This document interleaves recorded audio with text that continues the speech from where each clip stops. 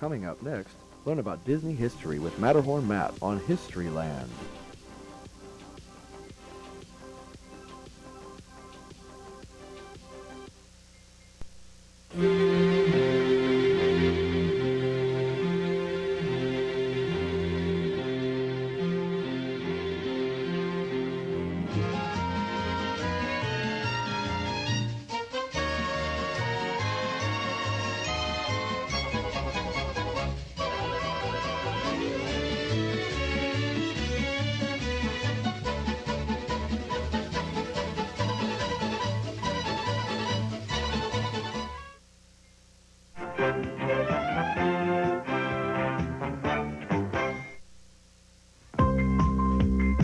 Hi, Musketeers! Hi, Mickey! Let's exercise!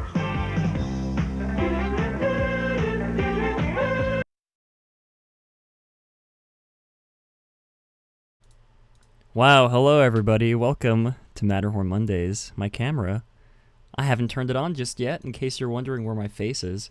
It hasn't been turned on yet. I'll go ahead and do that. Oh my gosh. I just restarted my computer, because I restart my computer every time I do a live stream and record this, just in case something goes wrong. But whenever I restart my computer, it resets all my audio, my Windows audio settings. So I have to fix that very quickly. I need to fix it. It messes with my soundboard, so I have to... Alright, let's see. Stream Deck. And now I can do this, and now I can do this, and now it should be working. I'm I stay automatic. Money You guys can hear that, right? I call it mathematics.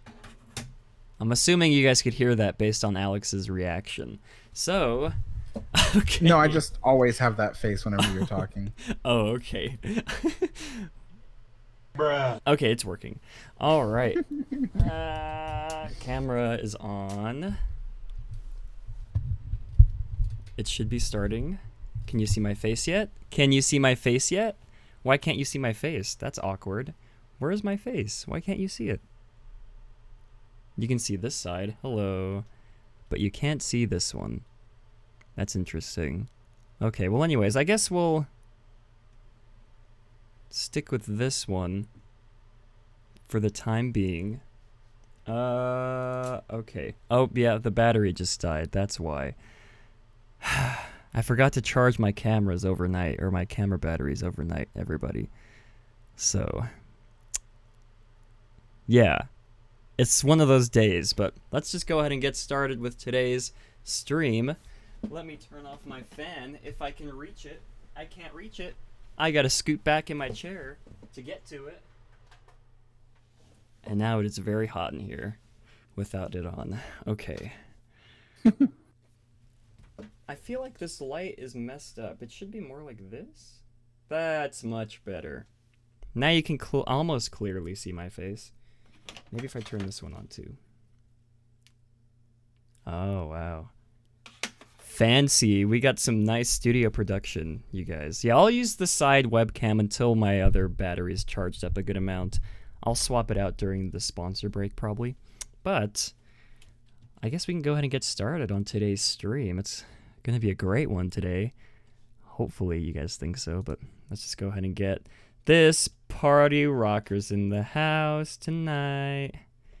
This stream's gonna be a good one. All right. Remain seated, please. Permanecer sentados, por favor. To all who come to this happy place, welcome. Our largest single-theme land expansion ever.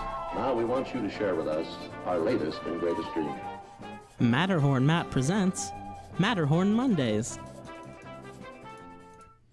Welcome, everybody, to episode 111 of Matterhorn Mondays, coming to you live from the Outpost. I'm your host, Matterhorn Matt. And I'm your co-host, Alex the Historian. The better half. Oh. We're going to start a war right off the bat in chat, everybody. Put 1 in chat if you like Alex, or 2 if you like me more. Let's go ahead and get this started off just like that. But anyways, we got a great stream for you guys. Jeremy, is not joining us today. We're throwing it back to the good old days, just Alex and I. Yeah, hopefully we got a lot of great, there's a lot of ones in chat, you guys. This is the Matterhorn Matt channel, you know that, right? Yeah, it's just Alex and I today. We got a lot of great topics planned for you guys. If you're noticing something different about the stream, I forgot to charge my camera batteries overnight. So, hello. We're sticking with the webcam, at least for the first half of the episode, until the battery charges in the background.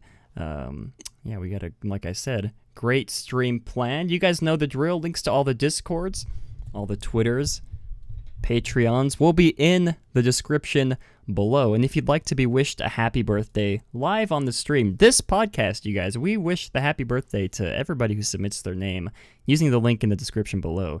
And we do have a plethora of birthdays, you guys. The 26th, Saturday the 26th of October, was SpectroBit's birthday. Today, the 27th, is Mishy Cat's birthday. Tomorrow, Monday the 30th, we have two birthdays. We have Devil Luke, his birthday, as well as Melanie's birthday on Monday the 30th. And on Tuesday, this is October, right? Yes, this is October. What am I doing? Yeah, Tuesday the 29th of October is Machu's. I hope I'm pronouncing that right. Machu. Happy birthday to all 1, 2, 3, 4, 5 of you guys. And if you'd, like I said, like to be wished a happy birthday live on the podcast, you can do so by clicking the link in the description below. And you guys, it's our fan favorite feature. If you'd like to leave a voicemail to voice your opinions on any of the topics we're talking about on the show, leave a voicemail at 575-386-5814. We'll be listening to them throughout the show. You can also text the number, but we'd prefer you to, leave a voicemail. We like to hear people's voices, and it's no fun reading off a text when you can just click play on a voicemail and have someone express their opinions to you physically. Avery says 90% of the voicemails are from him. Yeah, that's true, Avery. Yeah, we do have, I don't believe we have any voicemails, any voicemails to read through or to listen to in the past week. So all the voicemails we will be listening to from here on out will be either during the show. I guess that's the only option. Yeah, during the show. But anyways, before we get into today's topics, everybody, before we get into news from the peak, you guys know the drill. It's time for Matt Snaps. Still no theme song. If you guys would like to write a theme song for Matt Snaps, leave a comment down below. Also, no one ever emailed me about that political cartoon thing that we proposed a few weeks ago. I don't even remember what it was for. I think it was I think it was Bob Chapek with a fishing line throwing into the water Walt? Because it was like nostalgia bait was the t-shirt we were going for. Yeah, I can't remember specifically, but Wait, what are we talking about? You remember, I think it was a few episodes ago, we proposed to everybody to create a political style cartoon of, I think the concept we had was of Bob Chapek fishing, but the bait on the fishing line was Walt's face, and the caption was going to be nostalgia bait, and it was going to be, I think that was the concept that we came up with. I'm probably remembering it wrong, but I think that's what it was. Yeah, no one ever came forward and emailed me, like I said, even though some people in chat were very excited about it seemed like. So if you guys are down to, I'll pay you guys to draw a piece of artwork for that to put on a shirt. But anyways, email in the description below. Let's go ahead and pop this Snapple open. Let's see if I can get a good angle here. Oh, that was a good one. All right, I'll pour this into my special Starbucks mug, courtesy of one of my good friends and channel sponsor, Puckermint, based in Albuquerque, New Mexico. You guys know the drill. Sponsor, puckermint.com. A lot of great pins there. But anyways, let's go ahead and get into this week's news from the peak, because like I said, we do have a lot of great topics that we're excited to get to. We now present to you News from the Peak. News from the peak. It's so nice to hear Jeremy's voice. I wish he were here now. crying emoji. Yeah. Poor little guy. I know, I'm so worried about him. I don't know, he's not dead or anything, but anyways, for our first bit of news from the peak, the final trailer for Star Wars Rise of Skywalker has been released, and let me just say right off the bat, you guys, it's definitely a movie trailer. I'll give it that. It definitely has video clips for scenes that happen in the movie. It has voiceover lines from characters that appear in the movie as well. Yeah, Alex, did you happen to see the new final, actually, trailer for Star Wars The Rise of Skywalker that was released during Monday Night Football? Unfortunately, yes. I don't think we've actually talked about our stance on the new sequel trilogy of Star Wars films. Maybe we'll save that for a future episode. But I guess, as you guys can tell from the snarky remarks that we're saying, we're not the biggest fans of the sequel trilogy of the Star Wars universe.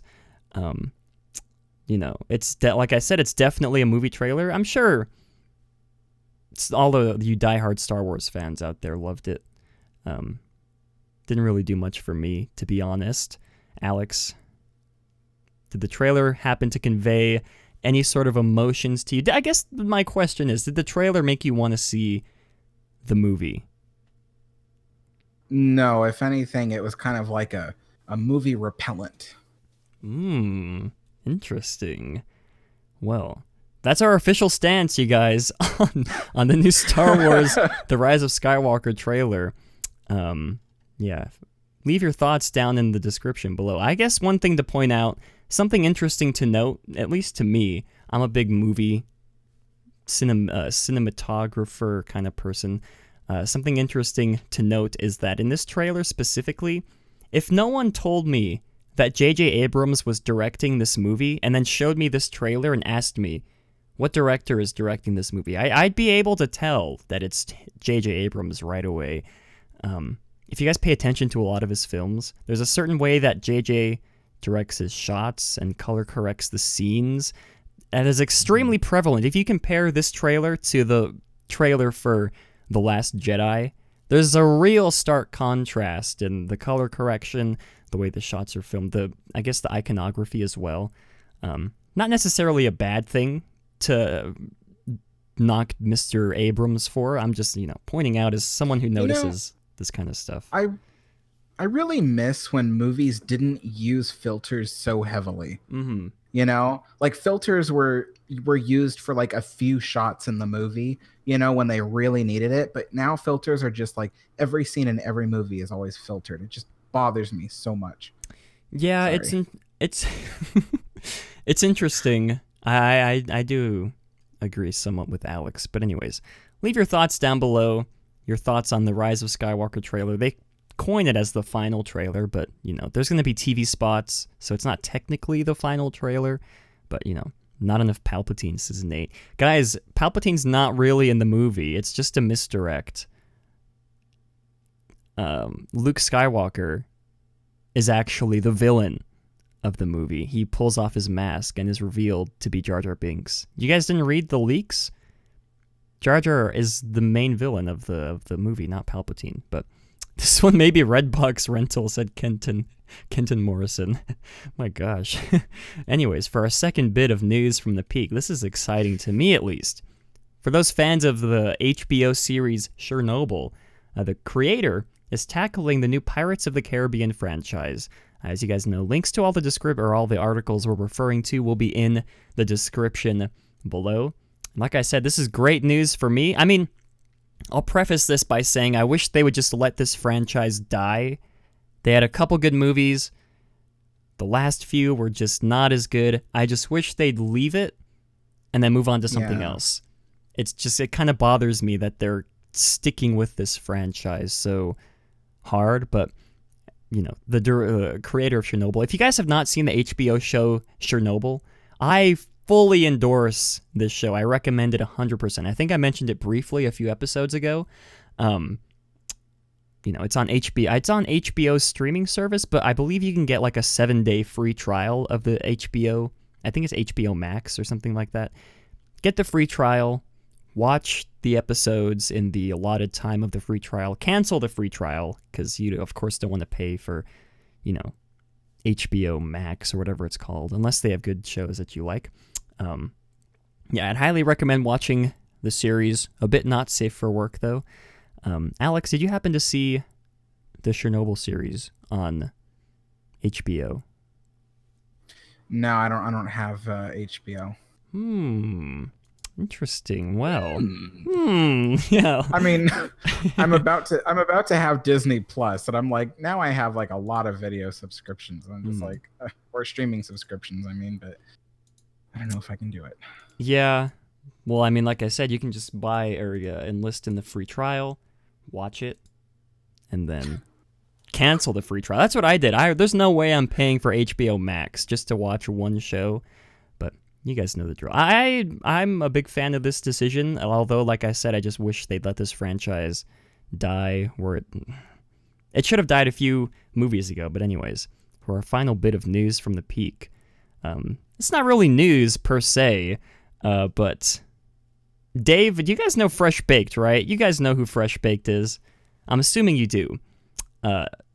Dave from Fresh Baked's wife, Liz, gave birth the other day to a baby girl, Sophia. And I'd just like to give a shout out to Dave and Liz. Congratulations, you guys. You did it. You became parents. I was following their Twitter feed pretty, I don't want to use the word religiously. I guess, I don't know. I don't know how childbirth works, you guys. Please don't explain it to me. I'll figure it out eventually. But Alex, what are your thoughts on Liz giving birth to Sophia over the weekend? It's not really news. I just felt like we had to drop this in there at least. I don't really follow up on what's going on in their lives, but I mean, congratulations to them, and I wish them all the best. Well said, Alex. Better than any words I could say. But anyways, that is going to do it for this week's segment of Alex in the Parks, for News from the Peak. And now moving on, we do have Alex in the Parks. Alex, we got some interesting stuff to detail this week, don't we? I hope so. Me too. Well, before I play this video clip, why don't you go ahead and detail what the listeners can expect to hear, to see? Okay, so in the park, I've just been kind of following what was going on with the Matterhorn. There wasn't much to see in terms of that. And then I was kind of following up on what was going on in Tomorrowland with this new wall that has gone around in front of the Magic Eye Theater. And then, let's see, what else did I do? And just another view from Toontown, of which there is no view from Toontown. I mean, that's a long story, but anyway, there,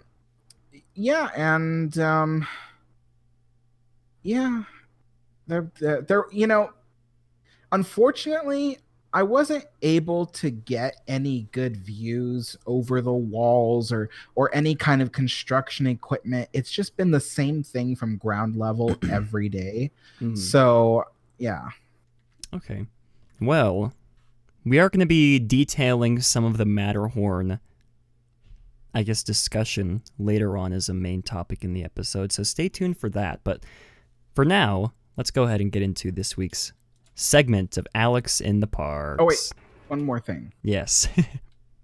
For those that are watching, this video was shot on October 22nd, before I knew what was going on over the walls in Tomorrowland. So just keep that in mind, okay? So go ahead and play it. Okay, here we go. All right, walking up to the Matterhorn now. And basically, there's still no visible progress. However, I have heard some new rumor, which is that, well, basically right now, the Matterhorn is closed. It closed yesterday for an extensive refurbishment of sorts, and supposedly it will reopen November 2nd with kind of some patchwork done. I can already see some of the floodlights on the mountain are actually still on. But yes, so supposedly they're going to patch up that hole and get both sides of the ride running again. But that hole really is quite massive, and I can't help but wonder if more pieces of concrete will fall off in the near future.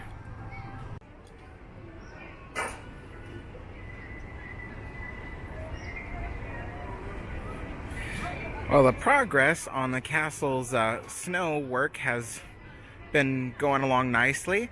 They have repainted the snow and even repainted the shingles on the snowy rooftop. So at least it matches the new castle paint job somewhat, but I will admit that the blue shingles on the temporary overlay aren't precise matches. But still, I applaud their effort.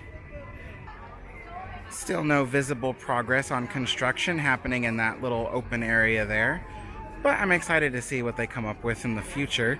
There might be some signage, honestly. That's the first thing that comes to my mind, is that they're going to build some signage or something. For what? I really don't know. Maybe a new entrance to Space Mountain? I don't know. I don't want to make too many assumptions because I seriously don't know. But then right over here, they still haven't opened up this construction wall here, because I do believe there will be more Tomorrowland Fast Pass kiosks. There's right now only 3 in operation, but I'm pretty sure there will be more, maybe another 3. But that's yet to be determined. In Toontown right now, still no visible progress on construction.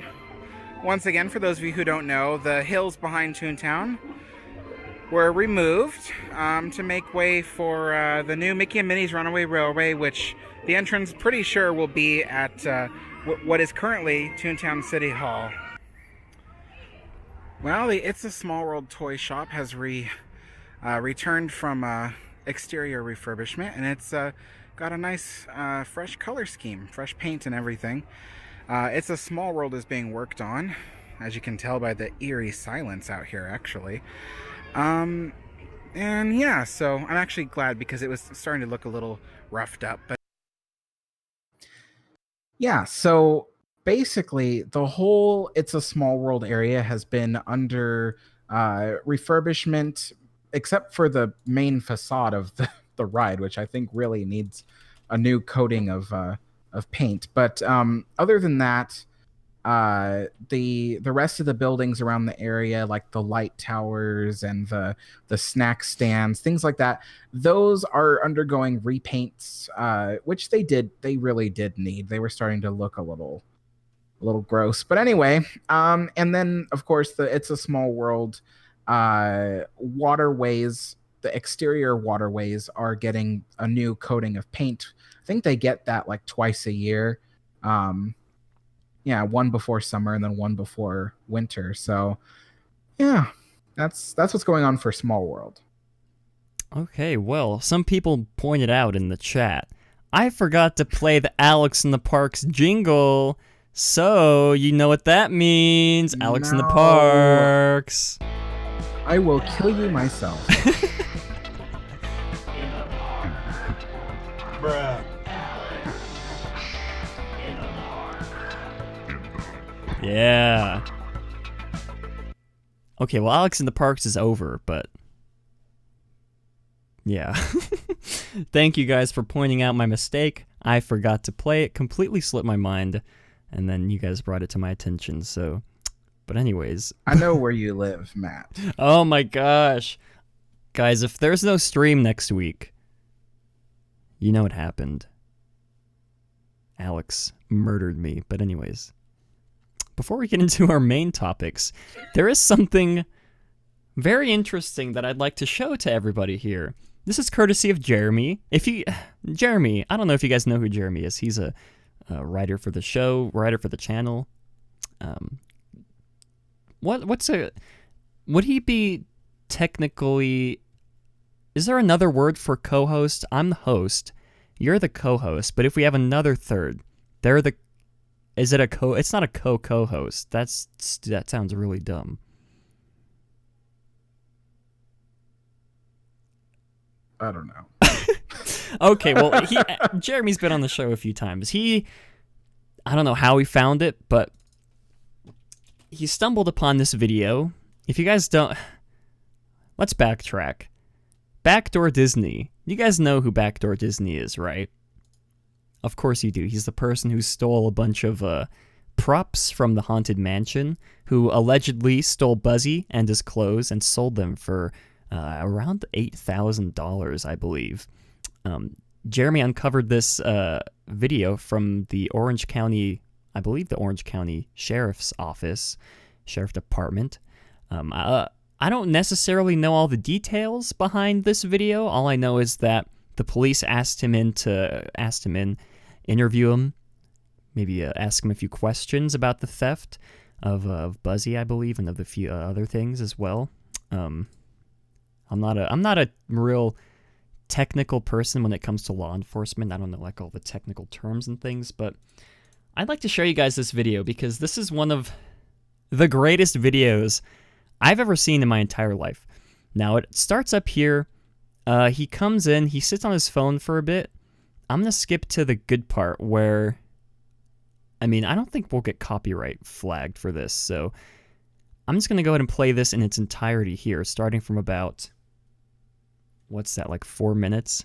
We'll pause periodically to detail what's going on here, but I'm very excited for you guys to see this video, so let's go ahead and give this a go. So, I know you're worried about on the phone, like getting trespassed and all that.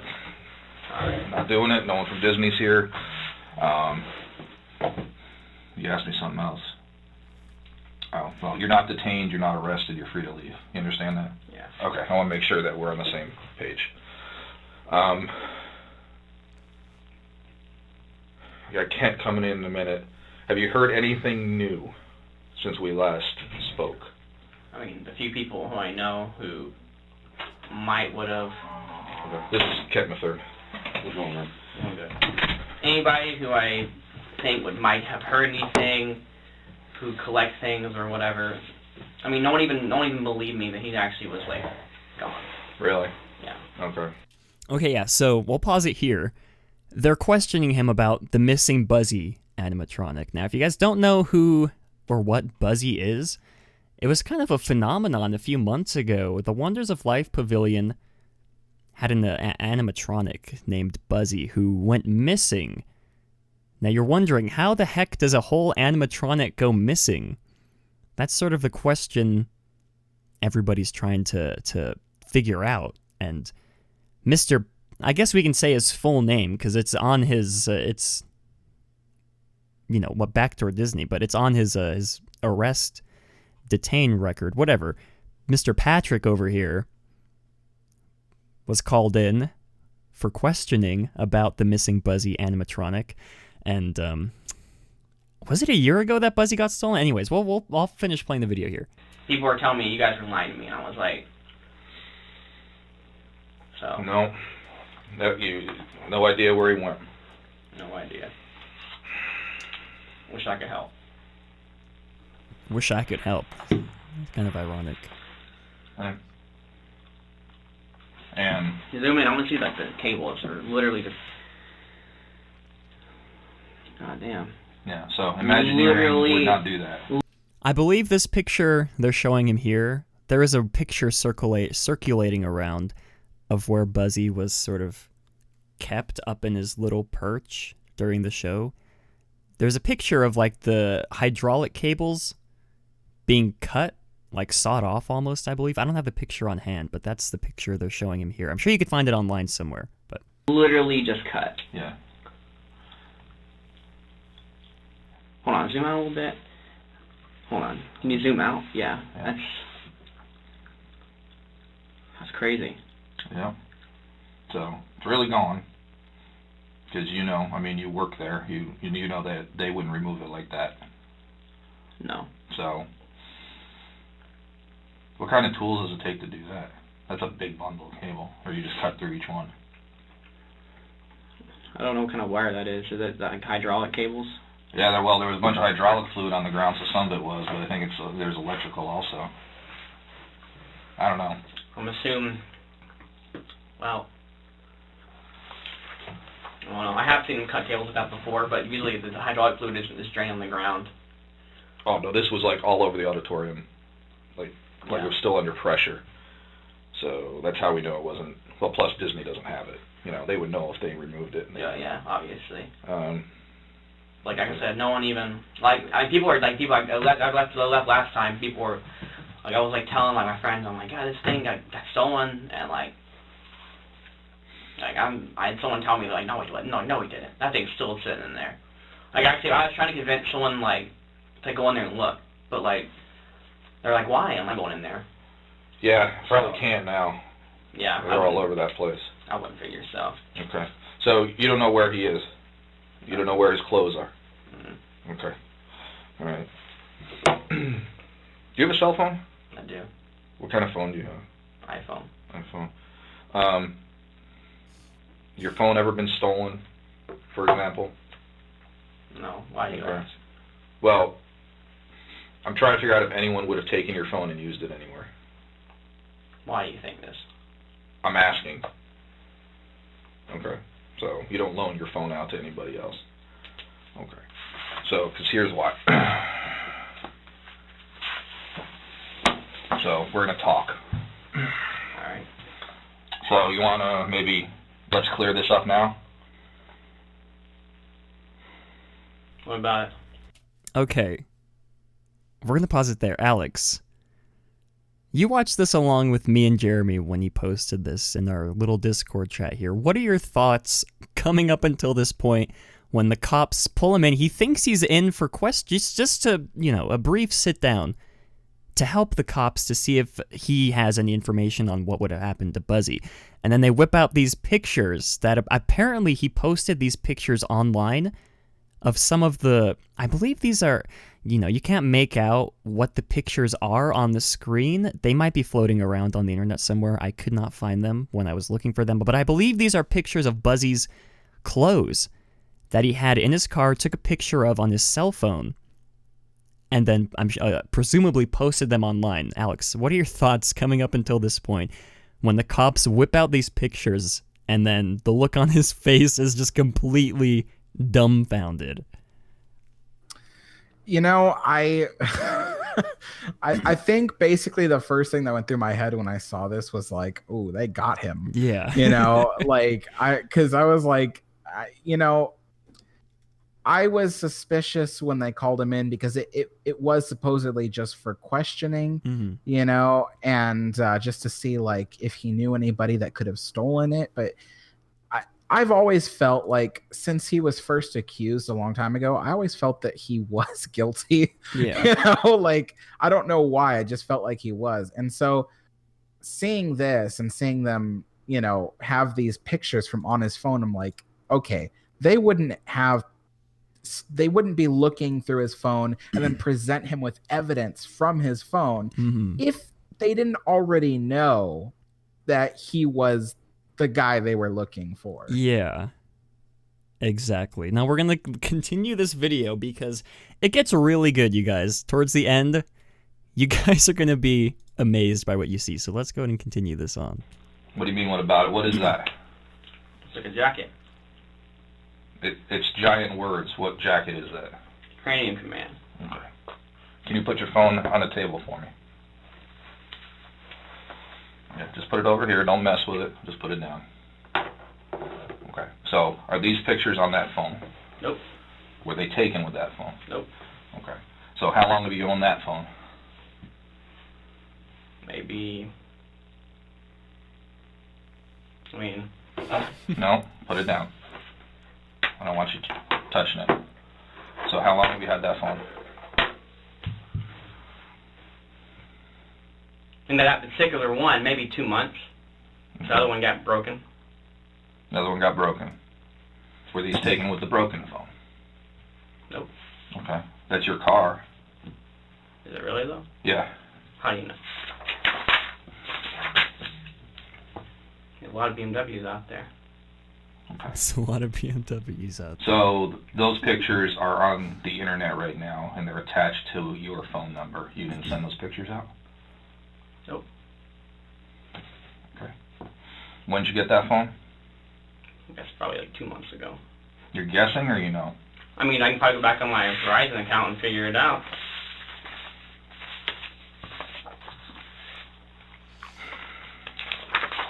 What's your phone number? 407. Oh, I guess I should probably mute out this part where he reads off his phone number, so let me just do that real quick. I mean, it's probably online somewhere, but you know.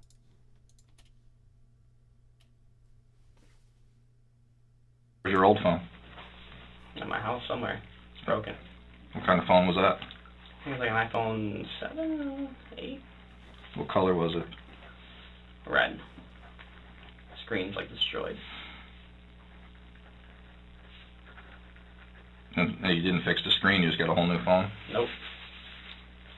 You got a whole new phone? Yep. Okay. So that's not your car. You don't own a bag like that or ever possessed one like that. This isn't Disney World backstage. This isn't your leg. I just want to get this all out in the open so later on, because obviously you realize now I know more than you think I know. Okay? I want to make sure all your lies are straight right now, or you want to come forward right now, because I know a little bit more than I'm telling you, Patrick. What do you know? I just told you I'm not telling you. This is your car. That's your leg. These are the things you had in your possession. We want them back. If you're going to sit here and tell me this isn't your car, I know that's your car. Looks like a BMW to me. It is, but it's your car. There's unique features on it. What's unique about this photo? I'm not answering your questions. Okay? This is your car. Well, how about this? Yep. I'm about to walk out. Okay. And you guys want to talk and come back with my attorney. How about that? Okay. Keep the car there. And we're keeping your phone. And actually, no, give me that. The man. Damn it. I'm under arrest. Okay, well that's about where it ends. I told you guys it was gonna get good. I don't even know where to begin. I just want to point out here how snarky he is. The snarky remarks that he gives these officers when they ask him a simple question. He's like, he just gives one nope, nope. That's just, Alex, what are your thoughts after seeing this man being tackled to the floor, pinned down by these two police officers because he literally tried, okay, the police officer told him that they were going to keep his phone as evidence, and then he tried to grab his phone off the table, and I don't know what his plan after that was. He was going to grab his phone. What was he going to do after then? Try and run out of the room? I mean, I guess not, because then there's another bulky police officer right next to the door. Well, I think he thought that if he can put the phone in his pocket, that maybe they wouldn't be allowed to remove it from his person, you know? Yeah. But as long as the phone was not on his person, it was free for them to grab. I don't know how that stuff works. I know some people in the comments are going to say, oh, well, they had a warrant. Oh, well, they didn't have a warrant. I don't know. But as far as I know, if the object is not on you, they can take it if they believe it's evidence. If it's still on you, they can't take it because you have to forfeit it over. So, but I think at this moment, you know, if he wasn't guilty, he wouldn't be so crazy about grabbing his phone from them. Because he knew the minute that they said, we're going to keep your phone for evidence, he was like, oh no, they got something, you know, and I don't want them to have any more of it, you know? And so the thing is like, this is how I definitely knew he was guilty, is the fact that he knew the evidence is on his phone, and he didn't want them to have the original copy of the evidence, because then that just totally proves he did it. So he tried to take the phone back from them, and he tried to run, you know, and which is just really dumb, you know. And I think he thought that if he could get away, he could delete the pictures and no one would be the wiser. And, you know, but I'm glad that they got him, because it's just, I can't. I can't describe it. I just makes me so mad to think that somebody would just do this, and then all because they think that they have a right to, that it's theirs for the taking. Mm-hmm. And when told that they're wrong and that that they're going to get consequences for it, he tries to destroy the evidence. Mm-hmm. It's like, what a jerk, Yeah. And as people are pointing out in the chat, he didn't delete the pictures before going in there with the cops. No, if anything, while he sat there before the cops were going to question him, he sent out a tweet. Yeah. Like he was just asking to get caught, which I'm glad, Yeah. because you've got to be some kind of idiot, to sit there. You're about to be questioned by the cops, even if he thought that they were just going to ask for his help. Like, you don't walk into a police station with the evidence and then hope that they don't think it's you. Uh-huh. I mean, anyway, but yeah, like it just, anyone who doesn't believe that he is not guilty by now is just fooling themselves, because this right here shows that he's guilty. He obviously wanted to hide what was on his phone because they had the pictures from his phone. Yeah. So, yeah. It's a very interesting fiasco we've got going on here, guys. I'll link this video in the description for you guys to watch on your own.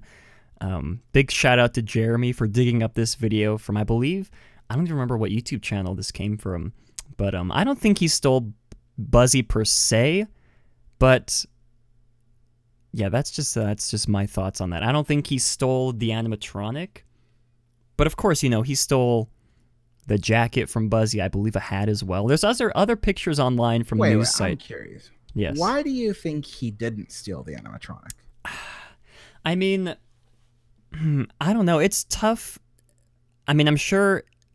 I guess my one argument is you can't steal an animatronic like that by yourself. But then again, he could have, had help. I mean, I'm assuming that Buzzy is heavy. I'm guessing it's a pretty bulky animatronic, but I don't think so. I mean, I'm sure he already had the jacket for Buzzy, and I believe the hat as well. So that does point all the fingers towards him as being the number one suspect for stealing Buzzy. But I don't know. I'm just on the fence about whether or not he did or not. I could be wrong. I'm hoping that there are future developments in this case where he's, there's proof of him stealing Buzzy. Maybe there's pictures on his phone of the animatronic in his car seat with the seatbelt over him driving out of Walt Disney World. Well, okay, so here's what I think. I think the animatronic itself was stolen. I think he stole it. Mm-hmm. Okay. An animatronic like Buzzy, who has very few functions, mostly just facial functions, doesn't weigh that much because he's basically just a steel pole, a single steel pole that holds up the head, and then there's a few tiny actuators that operate the mouth, the eyes, eyelids, that kind of thing. It doesn't weigh that much. Mm-hmm. It might weigh 50 pounds at most, but I really don't even think so. I mean, you look at most of the animatronics in Pirates of the Caribbean, they're just a steel pole with a few machine gear equipment on it. They don't weigh that much. But the more functions they have, the more that they weigh. Buzzy didn't have that many functions. So there's that. The second thing is that the officer was explaining in this video that the way the animatronic was removed was that the hydraulic lines were just haphazardly sliced off. And that the officer said Disney doesn't remove animatronics that way. Mm-hmm. And I think in the video, the officer even said that Disney said they didn't remove the animatronic. Yeah. So I think the whole animatronic was stolen. And yeah, see, people are already saying that they heard that it was several hundred pounds. Guys, if it was several hundred pounds, that would probably be Buzzy plus the whole thing he's sitting on. There's no way that he would weigh 200 pounds. there's nothing in him that would weigh that much. I mean, it's just some hydraulic cylinders. I used to work on machines that use hydraulic cylinders, and with all the functions a machine would have, it's still fairly lightweight. I mean, it doesn't weigh that much. But anyway, so the other thing too is like, so he at least was in possession of the clothes that Buzzy had. So yes, that means he probably knew someone who stole the animatronic. And he might have had help stealing the animatronic. But I think that he was the person that did it. He had access to it, you know, and he was a cast member, so he had the ability to, well, to sneak back there. I mean, a person who isn't a cast member doesn't even have the ability to drive their vehicle on the premises. But you have to be a cast member in order to drive your vehicle on the premises, which he must have. And even this Matt Sanawa guy, who everyone thinks is the one who stole him, he couldn't have, because he couldn't drive his own car onto the premises. So, yeah, I think it was him. I think it was him, and maybe someone who helped him load the animatronic into his car, and they drove off. And I think that the only thing that he really wanted from the animatronic was the clothes. I don't know why, but I do know that he probably felt that in order to make things go faster, he had to take the whole animatronic, because trying to remove the clothes from the animatronic is not easy, and it would take forever for someone who doesn't know how to do it. So I don't know, but I mean, maybe he wanted the whole animatronic. I don't know. Yeah, well, I'd like to point out something here. Then we'll move on from this topic. First of all, right here, at about 31 seconds, someone pointed out in the chat, it's like these police officers are trying to deal with a child. And then here, you see him look up at the security camera, wave hello, and then I'd like to point out here as well, he goes to unlock his phone. I just want to play this for you guys. He swipes up. He has an iPhone 10, I'm presuming. In order to unlock an iPhone 10, you have to swipe it up, and then it either does the facial scan or you have to enter your passcode. And he enters his passcode here. His password to his phone is literally, what is it? It's 121212. That's the password to his phone, you guys. This criminal mastermind has a password that's 121212. This is the greatest thing in my entire life. Anyways, I don't know. I just think like he's full of himself. I think I he's agree. Just, you know, like, I mean, he has the audacity to wave at the camera, like yeah. Like he knows what's up, but he doesn't think they'll ever find out. But he's so pig-headed, you know, that he didn't realize that they were holding all the cards, you know. Yeah. Anyways, like I said, link to this video will be in the description below. I'd highly suggest watching it on the YouTube channel, leaving a comment. Alex and I left a comment. I believe a few other viewers left a comment on the video as well. Yeah. Beautiful day for that video getting released. Anyways, moving on to our first topic of the day. Oh, this is by the way. Yes.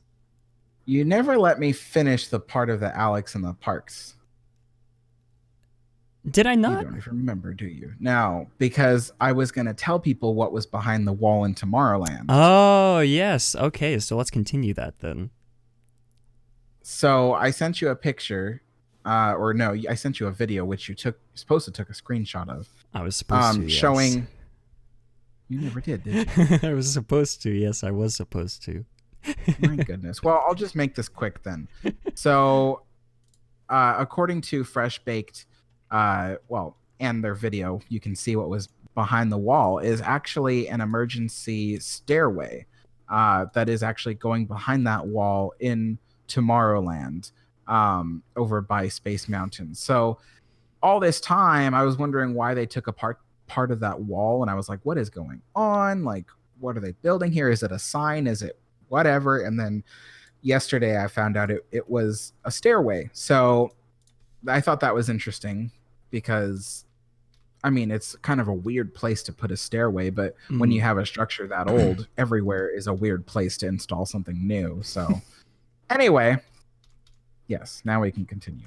Now, on to our main topics of the day. It's going to be a great episode, you guys. This topic was brought to my attention by Mr. Alex the Historian himself. Here we go. A person with measles had traveled to Disneyland while infectious, officials say. And apparently Alex was there on the day in question, October 16th. Now, according to the LAtimes.com, on October 16th, a measles-infected resident visited a Starbucks location in Los Angeles, the location being 3006 South Sepulveda Boulevard. I butchered that, I'm sure. Between 7:50 a.m. and 10 o'clock a.m. After that, he visited Disneyland between 9:15 a.m. and 8:35 p.m. And so this is sort of like a call to, I guess, like a warning for everybody who was either at that Starbucks location between 7:50 a.m. and 10 a.m. or at Disneyland on the day in question as well, October 16th, between 9:15 a.m. and 8:35 p.m. are all at risk for developing measles. Now, Alex, you said you were here at Disneyland that day, so why don't you go ahead and... I mean, I'm assuming there was no mass hysteria in the park because nobody knew at the time. But there was. There was? There was. You see, yes, everyone was getting measles all across the board, all at once. And people were, developing pustules and I don't know what you get from measles. But yeah, I was there that day, just like the whole day. So I, that freaks me out. But at the same time, I've had my measles vaccination. I don't want to get too political here, but this is why you vaccinate your children, because things like measles can kill, and it's better to get a vaccination than to spread it to a bunch of people. Things like this destroy societies, and you are a society killer when you don't get vaccinated. So anyway, yeah. So anyway, yeah, it was just a normal day. But yeah, I found this article and I was just like, my God. And it bothers me because so many people, they get sick with things and then they come to Disneyland. And I'll admit, the person probably didn't know they had measles, but they got it later. And then when the doctors traced back, their history for the week or past 2 weeks, they realized that they were probably contagious all through the time they were at Disneyland. And when people who are contagious go to Disneyland, they spread it to a bunch of other people. Now, thankfully, most Americans are vaccinated against measles. But to those people who are from outside the country, there's a guy in that picture that looks like Arnold Schwarzenegger. Wow. Anyway, yeah, so it upsets me though. It's just like, just the number of people who come to Disneyland sick and don't even know it, or people. There was a lady at Disneyland a couple months ago who I overheard her talking while she was walking behind me, telling her friends that, that she had like the flu or something, and that she knew she had the flu, but she wasn't gonna, waste her day at Disneyland. I'm just like, you're just spreading the flu to tens of thousands of other people just because you're so selfish that you don't want to miss a day at Disneyland. I'm just like, oh, that just angers me. I wish I could just toss a bucket of ice water on people like that. The whole bucket too. Not even going to hold on to the bucket. Just toss the whole bucket. Yeah. Well, before we move on from this, I'm curious, who is the person that looks like Arnold Schwarzenegger in the picture? So you see all the way on the left, the guy walking with the blonde woman. He's wearing a black shirt and some sunglasses. Yeah. He only doesn't look like Arnold Schwarzenegger to you? All the way on the left hand? Yeah. A little bit, I guess. Does this... Guys, I think Alex's measles is starting to kick in because he's having delusions. I do have a camera right in front of me, so I have to look around stuff. But he looks like Arnold Schwarzenegger to me. I guess, yeah, from afar, probably. What if it is him in disguise. He has a bodysuit on. I saw somebody that I swore looked like 90% like George Lucas walk into my coffee shop the other day. I was Really? like, it was crazy. Like, even one of my customers was like, was that George Lucas? I'm like, I don't know. but it was really weird. Anyway. You should have asked him to save the Star Wars franchise from Disney. Topical jokes. Anyways, moving on to I don't even think George could do that. Probably true. Moving on to our second topic. This is a travesty, you guys. Free fuel rod swapping at Disneyland and Walt Disney World will be ending November 1st. What? Now, before everybody gets up in arms about this is not a Disney decision because Disney does not own the fuel rod company. They don't own the kiosks or anything like that. I'm sure the fuel rod licenses out the kiosks to Disney to put in their parks, but it's going to cost $3 every time you're going to want to swap your empty charger for a new one. And like I said, it is worth noting that $3 swaps are already something that fuel rod has done at malls around the United States, as well as in airports and in Universal Orlando as well. So before you guys go on trying to poo-poo on Disney, I'm sure this wasn't their decision. It's a fuel rod, who's those greedy sons of buns. But I guess it's I get this stuff. I guess it's worth noting. In hindsight, free swapping did feel a little too good to be true. You can buy a fuel rod for $30, swap it out anytime you want for free throughout your vacation. And from my understanding, if you bought a fuel rod charging bank at, say, like a mall in some Oklahoma city or whatever, you could take that fuel rod, still swap it in here at the Disneyland kiosk. So you'd really only have to buy one fuel rod in your entire life, spend only $30, and get unlimited charging for your phone so long as there are kiosks available. So it did seem a little too good to be true, and I'm sad it's leaving. I do still have my fuel rod back there. I have a fuel rod. Yeah. I mean, I stole it from LMG Vid. Oh. I asked him, he was like, oh, here's a fuel rod if you need it. I'm like, okay. And I just never gave it back to him. And I've been free swapping it the whole time. Oh my gosh. I cannot believe it. Well, yeah, like I said, this is a big effing chat, you guys. Effing chat for free fuel rod swapping. Again, it did seem a little too good to be true, but I guess $3 is not a terrible, terrible price to charge per swap. It could be $10. Just to spite the fuel rod company, I'm just going to go and buy my own portable charger. I'm going to get the one that has like the solar panel charging. If you guys are interested, I have a wonderful power bank. I believe it's 22,000 milliamps or whatever however they measure it. I think it's milliamps. 22,000. It has 4 charging ports, 2 fast chargers, 2 normal chargers, and it has a flashlight built in. I'll link in the description for you guys. I think it's like $20, 20 or 30 bucks. I almost said ducks. 20 or 30 bucks for it on Amazon. I'll link it for you guys so you don't have to spend $30 to buy one of these rinky-dink fuel rods, because it's worth noting fuel rods don't hold their charge for very long. Sure, you can buy a fuel rod, but the frequency of you having to swap it in and out throughout the day, if you have an older phone with a bad battery, you'd have to swap it maybe 2 or 3 times to get full charge throughout the entire day. And with my charger, can get as many charges.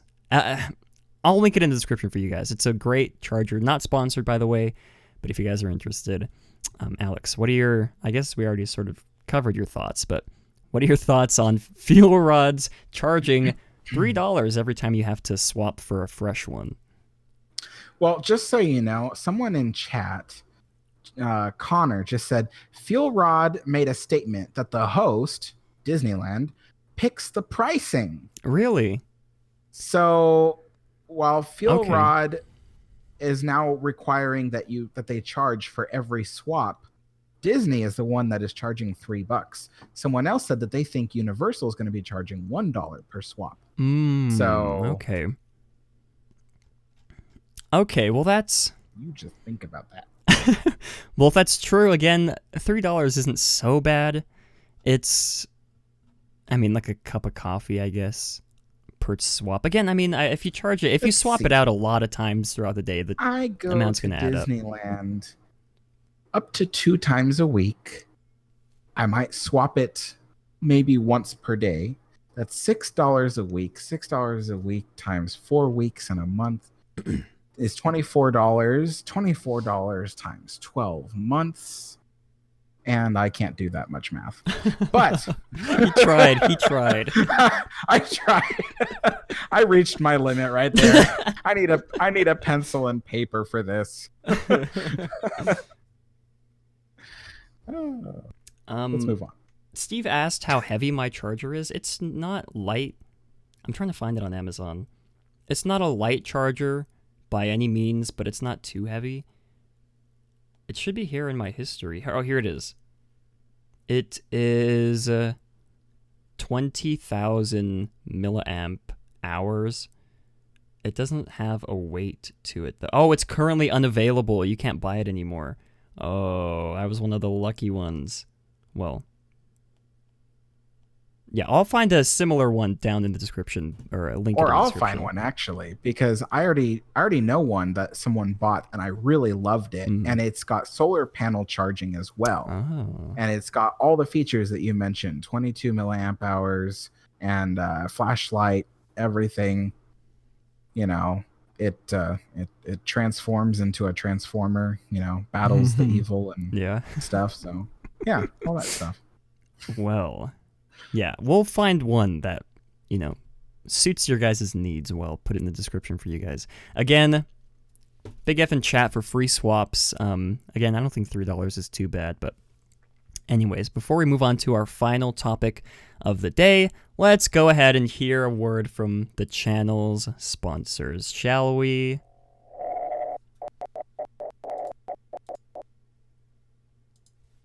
Okay. While this is going, if you guys I'm are gonna go wondering get my where you can battery find for even my more camera. family-friendly live They can hear me streams just talking. like this Oh, that's so one, embarrassing. head Head on over to theliveplace.com. The Live Place is your headquarters for great family-friendly live streams. They cover anything from Disney to other vacation spots, various variety shows, and have some amazing streamers like Resort TV 1 and myself. Also, be sure to check out puckermint.com, where you can find amazing pins and stickers. Puckermint is based out of Albuquerque, New Mexico, just a few hours from where I live. And since I'm a big believer in supporting local artists, we decided to partner up. Be sure to use the coupon code down below when you make your next order. Again, that's puckermint.com and puckermint on Instagram. Alright, and we are back. Everybody. I blew it, you guys. You heard me talking to Alex. My camera's still not showing up. Is it on or is it off? I think it's off now, or is it on? I hope it's not broken. That'd be awkward. Anyways, I'll just leave it there. It's fine. Whew. I ran really fast into there, and I'm winded. Okay, moving on to our final topic of the day. We have some voicemails to get to, actually. Let's listen to one of these voicemails from Avery. Let's see here. Let's listen to this one about Backdoor, the clip that we showed from Backdoor Disney. Let's take a listen. I think it is fairly obvious that he did it. Like, he wants to take that phone away because he knows that that they're going to find more pics on his phone from everything that he's done so far. And if you listen to in the video carefully, they said they had a search warrant. Anyone that says that they didn't watch the video in its entirety. They had a search warrant for his phone, and they had the right to keep his phone. And his reaction was like, "Oh no, I should take my phone and run." And he got tackled for it, and he deserved it. That's what he gets. And all the evidence is there, staring at him in the face. And even before that, when he was waiting for the people to talk to him, he had 2 minutes, about 2 minutes, to delete whatever pics he had on that phone. And you know what he did instead? If you look in the video, well, he was tweeting. He was tweeting instead of deleting pics. He could have deleted them. He didn't. He made the wrong decision, and look where it got him. And now they had the position of his phone, and he got tackled, and there you go. And yeah, he should be he's being put to justice. Buzzy deserves better. He deserved better than to be put up for sale and stolen. Poor Buzzy. I hope they find him eventually. I mean, I'm sure... I mean, he couldn't... I'm trying to think of, like, what could have happened to this 300-pound animatronic. It couldn't have gone far. I mean, he can't run very fast, so... He's probably in, like, Minnesota by now. It was last December. I'm sure they can find Buzzy eventually. No one let... That was a joke, you guys. It's supposed to be ha-has in the chat. Buzzy running away. But anyways, I guess my camera's not going to work. We have a final topic here today. We're going to be detailing more information about the Matterhorn, the future of the Matterhorn. And as Alex called it last week, you guys, like he reported actually just a few minutes ago in Alex in the Parks, the Matterhorn closed last Monday. What was last Monday? Closed on the 21st. Yes, closed on the 21st, reopening on November 2nd. And this does tie back to a topic we've had the past 2 weeks, I believe. We've discussed these rumors about the Matterhorn and the future of the Matterhorn. So, Alex, do you have any... what are your thoughts of... Because you detailed to me that they were either going to be closing the Matterhorn for a short period of time. You used the phrase Band-Aid fix for it. They were either going to do that or they were going to close it down for an extensive period of time, I believe, is what you said. Either that, closing it down for this short period of time, or closing it down for an extensive period of time to do refurbishments.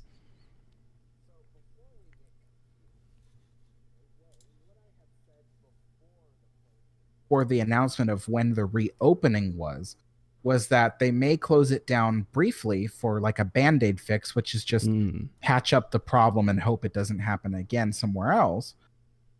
Or that they were going to do this massive refurbishment, which either included like just a huge structural refitting or demolishment and complete rebuild. However, things have gone kind of a different route now. So after I said that, Disney announced a reopening date of November 2nd for the Matterhorn. And so when it closed on the 21st of this month, they said that it would reopen on November 2nd. Now, what this means is what they're going to do is they're going to patch up the hole and close it back up again. And that's that.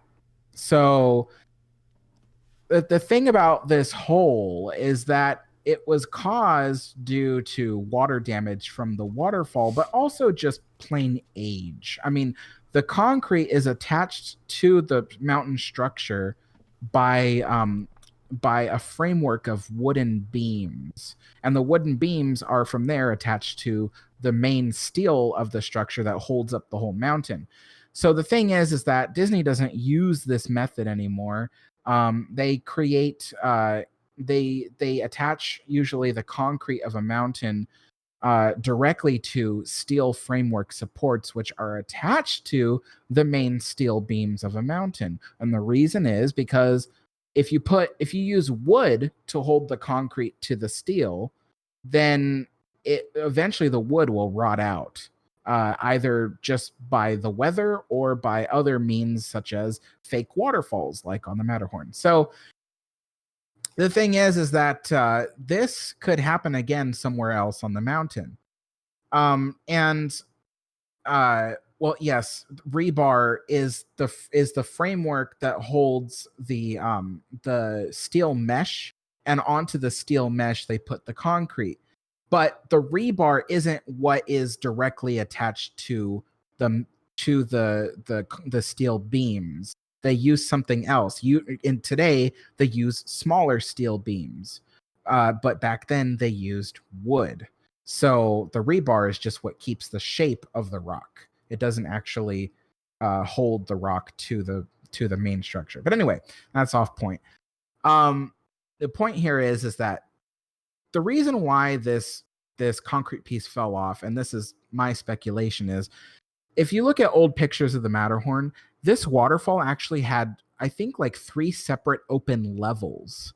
It used to be open air behind the waterfall because back then there was no interior caverns to the Matterhorn, and Walt wanted people to be able to at least look out of the mountain and see Disneyland. But in 1978, when they redid the mountain, they actually sealed up a lot of those open holes in the mountain, such as this waterfall. They made it one solid piece of mountain structure and sealed up the holes. And I think what fell off was a piece that used to be an open view, and it fell off because it's a waterfall. Every day it gets soaked by water, especially on windy days when the water from the cascade actually hits the mountain, soaks into the wood. So there are several waterfalls on the mountain. There's at least 4 main waterfalls, such as this one.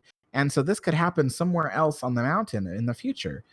And not to mention, even if it doesn't happen on a waterfall, there's other parts of the mountain which are supported by wood, and the wood is like 60 years old. And it's just like, this could happen again, you know? So I think that there's a lot of reason at this point for Disney to rebuild the Matterhorn from top to bottom, just entirely new structure. I mean, if you know, just a ton of reasons, not just falling concrete, which I think is a huge reason. But I mean, there's other reasons, you know. So, yeah. Yeah. Before we continue on, I'd like to shout out Corvin, who's in the chat, one of my mods, for donating $5 to the stream. So shout out to Mr. Corv over here. Thank you for the $5. But yeah. Going back to the topic at hand, my one thought I guess sort of the silver lining thought that I have, Disney might be doing this. Quick fix for the Matterhorn, again, to get it back up and running again for the guests to enjoy, but while the ride is back up, the Imagineers in the back could be figuring out long-term ideas on how to deal with the Matterhorn. Again, that is still putting the guests' safety in danger because, as we've seen, like Alex has been saying, it already happened once. It's bound to happen again. A huge chunk falling off of the Matterhorn, and like I said, the silver lining I'm trying to look at here: quick fix, get the ride back up so guests can enjoy it, while in the background the Imagineers find out a way to deal with this long term. Now, so there's some people in the comment section saying the mountain was open today and yesterday. And that's true. I did read an article that said it would be open intermittently during this refurbishment. Mm-hmm. But the official reopening day of both sides is still November 2nd. Mm-hmm. So they're probably doing some patchwork, and in between the days where they don't need heavy machinery lifted up there, they're probably keeping one side open on those days. But yeah, supposedly both sides will reopen November 2nd. That's the official end of this little refurbishment that they have going on. Mm-hmm. But yeah. Yeah, again, I feel like it's sort of that this time already where we should start pitching our ideas on how to rebuild the Matterhorn, or if anything, what to put in its place. I mean, you'd assume Disney's gonna put a mountainous structure back in that spot just because the Matterhorn is such an iconic piece of imagery in Disneyland. You wouldn't want to just tear down the mountain and build like an expansion for Tomorrowland in there. You'd want to keep that mountain. The iconography is too strong with the mountain as well as the submarine lagoon.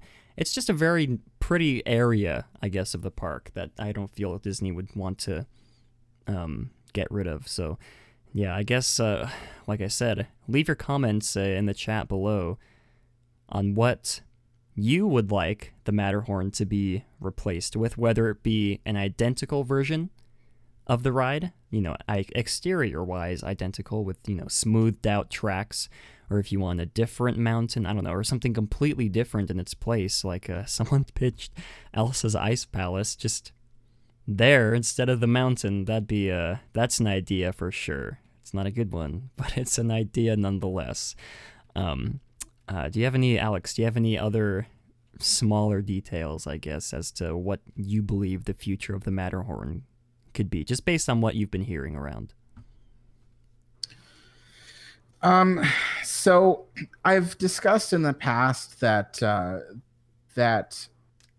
during an assessment of the mountain, they deemed that the mountain would last no longer than 10 years at this point, before completely collapsing within itself.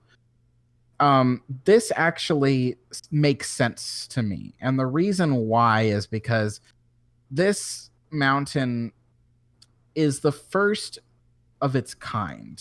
Before Disney built the Matterhorn, no one had ever really built a man-made, like out of fake materials like cement and rebar and steel. No one had ever built anything like this before, especially with a roller coaster and Skyway buckets running through it. It was just an entirely new and experimental idea. And so there were a lot of things that they had to do to make this work. And because it was the first of its kind, they have since perfected the art of building mountains for Disney parks. So there are flaws with this mountain, such as this one, that will eventually show, in the light. And one of those things is that the mountain is heavier now than it used to be. When it opened, it was almost completely hollow on the inside. I mean, the fake rockwork they had back then was not anywhere close to the detail we have today. Because today we have caverns and caves, and all that's made out of plaster, steel, and some steel supports. But back then it was pretty much hollow, except for the steel I-beams, which were covered in canvas that was painted to look like ice. And so since then we've added these caverns on the inside of the mountain, which has significantly increased the weight of this mountain. And when you do that, you're kind of like overloading this structure. It's like getting like an antique Victorian house and then filling the upper floors with tons of furniture like a hoarder does. Eventually those floors are going to start sagging from the weight. And that's what's happening with the mountain. And to further complicate things, the mountain for the most part is exposed to the weather of Anaheim. And it's not always just dry weather. Sometimes we get some really rainy and wet years, lots of humidity. Anaheim isn't that close to the beach, but it's close enough. It still gets the salt from the sea air, and the salt can really corrode the mountain, especially over a matter of 60 years. And so, it's got all these factors working against it. Earthquakes have hit the mountain many times over the years. Thankfully, the earthquakes have never caused any significant damage, but it does wear away at the mountain's ability to be resilient to earthquakes. So, and there is a general rule of thumb that most modern man-made structures, anything built after like the 1920s, usually has a lifespan of about 100 years, and then it's got to be rebuilt. The Matterhorn has reached, almost, it's reached 60% of that. And so when you take all these factors into account, does it really have a lifespan of 100 years? Its lifespan, I would think, is more like 75, if anything. So it makes sense to me that when they supposedly did this assessment and said that it's got 10 more years left in its life, that makes sense to me. So I think that just due to all the issues it has, plus the fact that it's uncomfortable to ride in, I think they should rebuild the mountain. I think they should demolish it, rebuild it in an area 10 feet further to the east, because it's kind of in the way of the parade route. The parade route needs more space there. Mm. But yeah, at least 10 feet to the east, and build it exactly as it looks today, but with modern ride systems that are much smoother and stuff like that, and have a higher capacity, because they can do that. Mhm. You know.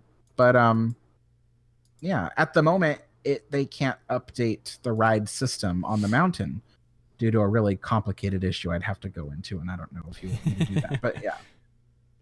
Okay, well, someone said if they demolish the ride, will I have to demolish the channel?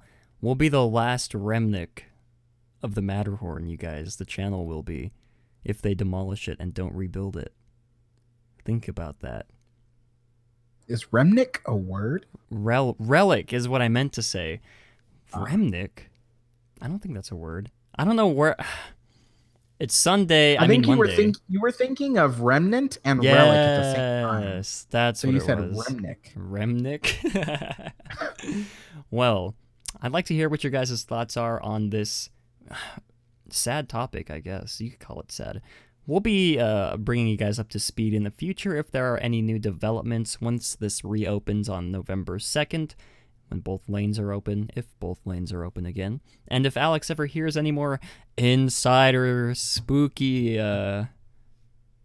rumors about the mountain, we'll make sure to keep you guys in the loop. I guess that sort of wraps up this topic. Again, I'd love to hear your guys' thoughts in the comments. What would you replace the Matterhorn with if Disney decides to demolish it?